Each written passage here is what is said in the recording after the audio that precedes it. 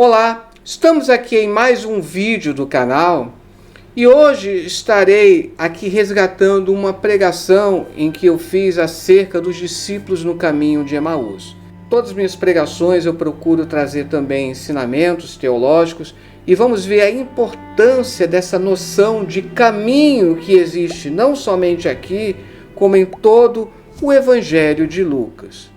Deixe as suas sugestões, comentários, dúvidas e não deixe de assistir o vídeo até o final, após a vinheta.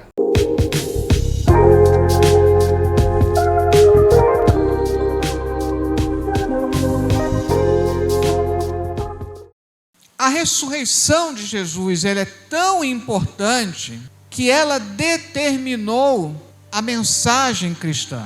Paulo, ele chegou a escrever isso: nada propus entre vós, a não ser Cristo e este crucificado.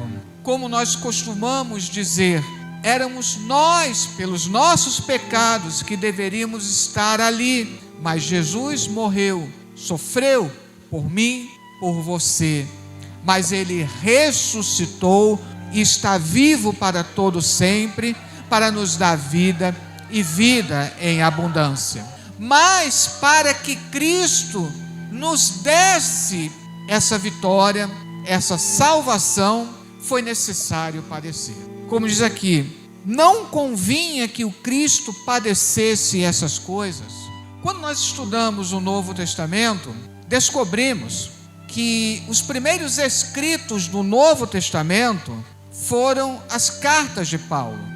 Depois, colocaram por escrito os evangelhos, já que a mensagem de Jesus era transmitida primeiramente de maneira oral. E o primeiro evangelho a ser escrito, segundo muitos estudiosos, é o evangelho de Marcos. E o evangelho de Marcos organiza o seu evangelho de tal forma que quase metade dele é falando da paixão de Cristo. São 16 capítulos, é o evangelho mais curto. A partir do capítulo 11, já fala da paixão de Cristo. É tão importante isso no evangelho de Marcos, que alguns chegam a dizer que tudo que vem antes é uma grande introdução, que o grande objetivo do evangelho de Marcos é falar da paixão de Cristo, de como ele sofreu por mim, por você e por cada um de nós. E tão importante era essa mensagem que todos os evangelhos incluíram a paixão de Cristo. Nós temos evangelhos sinóticos que, apesar das semelhanças, diferem em alguns pontos. Nós temos o evangelho de João, que é bem diferente dos demais, mas todos eles colocam a paixão de Cristo. Todos eles falam do sofrimento que Cristo teve por cada um de nós.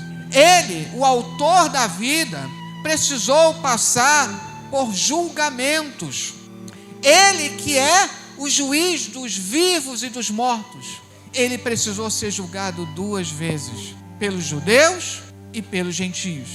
Só que lá no Evangelho de Mateus, mostra que, quando chega nos gentios, Pôncio Pilatos, que não tinha conhecimento da palavra de Deus, ele pôde dizer: eu não encontro falta alguma nesse homem. E os judeus, que eram os primeiros a precisarem compreender, as lideranças religiosas da época, desejam acusá-lo, crucificá-lo. E o Evangelho de Marcos mostra que a grande confissão que aparece lá no final é de um soldado romano. Um soldado romano que teria ainda menos conhecimento, podemos dizer assim. Quando Jesus dá o brado na cruz, quando ele entrega o Espírito, e quando se vê aquele tremor, tudo acontecendo, um soldado romano, aquela declaração deveria estar na boca de cada judeu e deve estar na boca de cada um de nós hoje. Aquele soldado romano que não tinha conhecimento de Deus, que não tinha temor de Deus, mas baseado no que ele viu, ele declarou: verdadeiramente esse é Filho de Deus. E assim que cada um de nós possa dizer hoje: verdadeiramente esse é Filho de Deus. Uma particularidade do Evangelho de Lucas é a ideia do caminho. Várias vezes aparece a palavra caminho. E embora a palavra caminho não apareça exatamente aqui no capítulo 24, fica subentendido que esses dois discípulos estão no caminho de Emaús, como coloca o título na epígrafe de muitas Bíblias, né? Eu sempre digo, essas epígrafes, esses títulos não são originais, mas está dentro da proposta do Evangelho de Lucas. Eles estão num caminho, assim como todos nós estamos num caminho. E assim como todos nós, existem aqueles momentos em que nós estamos abatidos, nós estamos desanimados, estamos quase que desistindo da fé. E uma coisa que chama a atenção, são dois discípulos, um deles diz que é Cleófas, o outro não aparece o nome. E aqui é um recurso que é também utilizado por João. Quem é esse outro discípulo? Eu e você, porque eu e você estamos juntos nesse caminho. E cada um de nós, Jesus quer nos encontrar e quer saber das nossas dúvidas, das nossas angústias. Que palavras são essas que caminhando vocês trocam entre vocês? E por que vocês estão tristes? Jesus pergunta para cada um de nós: por que você está triste? Por que te abates, ó minha alma? E eles dizem, e ainda quase que brigando, né, com o Senhor Jesus: és tu, peregrino em Jerusalém, não sabe as coisas que nela têm sucedido? E Jesus, pacientemente, ele sabendo de todas as coisas, pacientemente ele pergunta: quais? Jesus faz isso conosco. Ai de nós se Jesus não tivesse paciência com cada um de nós. E eles lhes disseram: as que dizem respeito a Jesus o Nazareno, que foi um profeta poderoso em obras e palavras, diante de Deus e de todo o povo, e como os principais sacerdotes, nossos príncipes, o entregaram à condenação de morte e o crucificaram. E nós esperávamos que fosse ele o que remisse Israel. Mas agora, com tudo isso, é já o terceiro dia desde que essas coisas aconteceram. Se eles mesmos, ou melhor dizendo, se o próprio Cleófas está confessando tudo isso, por que ele está triste? Por que a fé dele está tão abalada? Se ele mesmo está declarando que o Jesus prometeu, Jesus disse que cumpriria. É verdade que também algumas mulheres dentre nós nos maravilharam, as quais de madrugada foram ao sepulcro. As mulheres foram as primeiras a testemunhar acerca da ressurreição de Jesus. E não achando o seu corpo, voltaram a dizer que também tinham visto uma visão de anjos, que dizem que ele vive. Os anjos, as mulheres declararam, segundo as mulheres, os anjos declararam o que eles precisam mais. E ele continua: e alguns dos que estavam conosco foram ao sepulcro e acharam ser assim como as mulheres haviam dito, porém não viram, porque o anjo já tinha dito: ele não está mais aqui, porque ele ressuscitou. E é por isso que Jesus no versículo 25 vai dizer: honestos e tardos de coração para crer tudo o que os profetas disseram. O que Jesus está dizendo aqui? Vocês não estão deixando de crer apenas naquilo que eu já tinha dito para vocês. Vocês estão deixando de crer em tudo que está sendo anunciado desde o Antigo Testamento. Na sequência, falar de Moisés e todos os profetas é falar de todo o Antigo Testamento. Foi nesse momento que Jesus precisou dar um curso intensivo para relembrar eles de todas as lições. E começando por Moisés e por todos os profetas, explicava-lhes o que dele se achava em todas as Escrituras.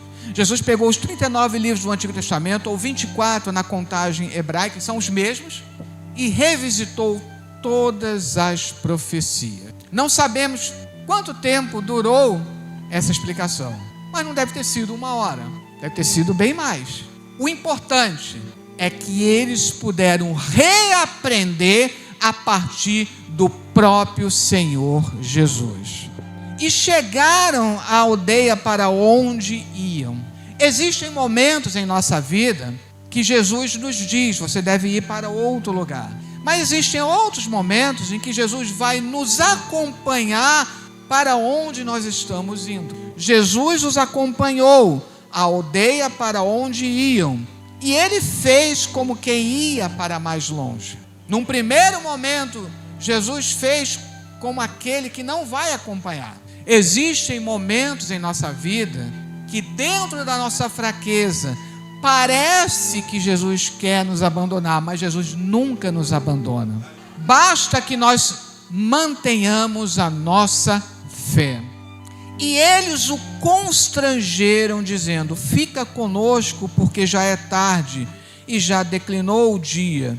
E entrou para ficar com eles. Tudo leva a crer que era na casa deles. Há alguns até que conjecturam que talvez a outra pessoa que acompanha Cleófas pudesse ser a esposa, mas não sabemos. Mas é provável que tenha ido não para uma hospedaria, mas para a casa deles. Eles estavam então recebendo Jesus em sua casa, e que da mesma forma cada um de nós sempre possa ter Jesus em nossa casa. E aconteceu que, estando com eles à mesa, tomando o pão, abençoou e partiu e lhe deu. Uma coisa interessante: se, como alguns pensam, aqui estava na casa desses 2 discípulos, quem deveria fazer tudo isso era o dono da casa, e não aquele que estava na posição de convidado. Mas Jesus nunca é convidado na nossa casa. Na nossa casa, Jesus, ele tem o primeiro lugar. Ele, na verdade, é o dono da casa. E é nesse momento, então, que abriram-se então os olhos e o conheceram. E nesse momento, ele desapareceu. 2 coisas interessantes aqui. Nesse momento, no partir do pão, que significa comunhão, os olhos deles se abriram. Lucas, depois João vai fazer isso também, mas aqui Lucas está recordando lá o episódio no Jardim do Éden, só que está revertendo. Devido à desobediência tanto de Adão quanto de Eva, os olhos se abriram e eles perceberam que estavam nus, perceberam que estavam em pecado. Mas aqui os olhos deles se abriram para uma novidade de vida, não para a morte, como foi no caso de Adão e Eva, mas para uma vida. Jesus desapareceu apenas fisicamente, mas com a abertura dos olhos espirituais eles puderam compreender: Jesus está conosco de fato e para todo o sempre.